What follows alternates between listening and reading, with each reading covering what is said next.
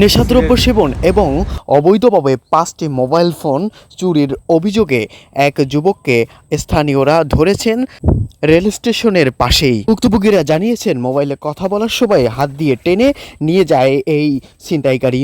পরক্ষণে স্থানীয়রা আশেপাশে থাকা সাধারণ মানুষ সে ভিডিও ধারণ করলে পরবর্তী সময়ে লোকেরা দেখে তাকে শনাক্ত করে।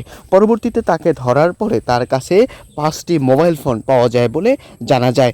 এর পরিপ্রেক্ষিতে তারা জানিয়েছেন দ্রুতই স্থানীয় প্রশাসন এবং বাংলাদেশ পুলিশকে তারা তথ্যটি নিশ্চিত করবেন এবং তাকে তাদের কাছেই দিয়ে দিবেন।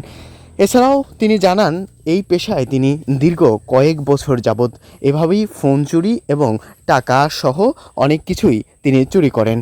এছাড়া তার পরিবারের কেউ নাই বলে জানিয়েছেন, তবুও এই পেশা তিনি ছাড়তে পারছেন না, কারণ এই পেশার সাথে তিনি ওতপ্রোতভাবে জড়িত, এমনটাই জানিয়েছেন তিনি। তবে সে ভিডিও ধারণ করলেই দ্রুতই সামাজিক যোগাযোগ মাধ্যমে ছড়িয়ে পড়ে। নেটিজেনদের মাঝে শুরু হয় নানা আলোচনা সমালোচনা। কেউ কেউ বলেন এটা হতে পারে তার একটা পেশা।